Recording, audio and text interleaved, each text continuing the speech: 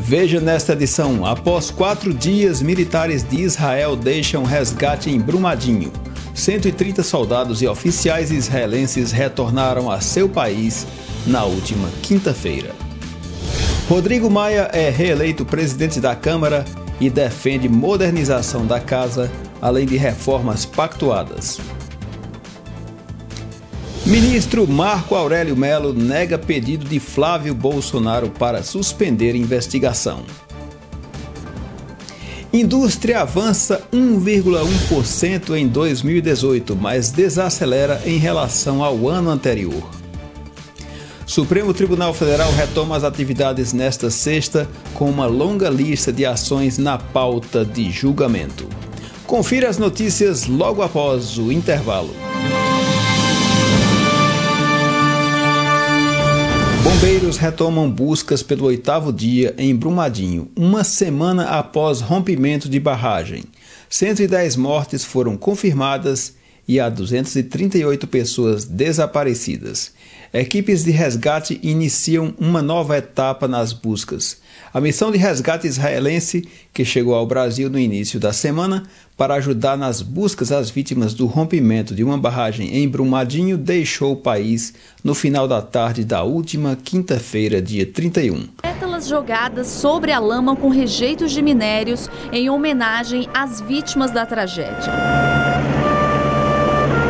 Resolvemos então prestar a nossa homenagem neste dia, que fazem 8 dias do evento, e exatamente no horário em que decorreu o rompimento da barragem. Foi por volta de 12h40 da sexta passada que a barragem 1 da mina do Córrego do Feijão se rompeu, deixando dezenas de mortos.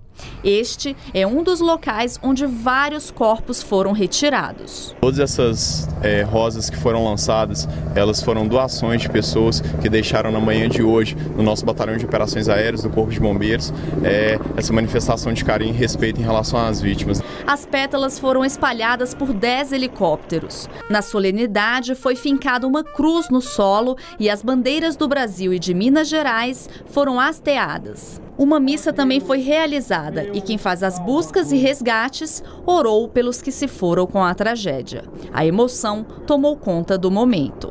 Fevereiro começa com um Congresso renovado. A Câmara tem o maior número de deputados novatos e de mulheres dos últimos 30 anos. Dos 513 deputados eleitos para os próximos 4 anos, 243 vão exercer o mandato pela primeira vez.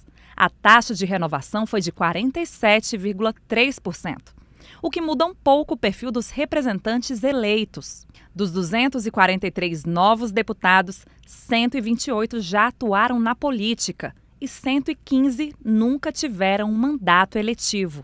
Agora, a maioria dos deputados tem entre 30 e 49 anos. Na legislatura anterior, a maioria tinha de 50 a 69 anos. O deputado Rodrigo Maia foi reeleito pela 3ª vez presidente da Câmara. No Senado, foi definido que o voto será aberto. A prioridade desse novo mandato do senhor, resolver esse problema, é uma questão central para o Brasil? Acho que sim, acho que o diálogo com os governadores, principalmente de todos os partidos, aqueles que em tese representam a base e a oposição, para que a gente possa pactuar um texto que tenha viabilidade de votação e aprovação no plenário da Câmara dos Deputados. Eu acho que esse diálogo precisa ser construído com muita paciência, construir um texto que atenda aos governadores, aos prefeitos, para que eles possam somar votos, para que a gente tenha tranquilidade de votar e mostrar ao Brasil que tem algumas agendas que deixaram de ser um debate ideológico, do meu ponto de vista, falso, porque quem está no governo está fazendo a reforma da Previdência, quem está fora está votando contra. Então não é um verdadeiro debate, né? Então a gente precisa construir as pontes entre os partidos políticos que estão representados aqui com os governadores para que a gente possa avançar na pauta econômica. A reforma da Previdência, o que o senhor espera de construir de diálogo em torno desse projeto? Diálogo permanente, o ministro Paulo Guedes é um amigo, me apoiou, agradeço todas as manifestações de confiança na minha presidência. Com certeza estarei sempre trabalhando junto com ele para que nós possamos tirar o Brasil dessa crise econômica, reduzir a extrema pobreza que o Brasil tem, reduzir o desemprego, né, e garantir a geração de empregos de longo prazo no país.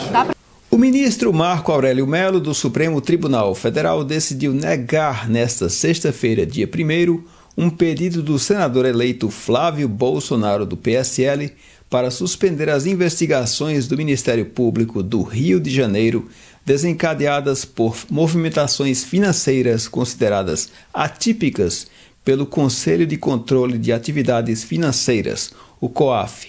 Em entrevista há 2 semanas, Marco Aurélio já tinha sinalizado que rejeitaria o pedido da defesa do senador eleito.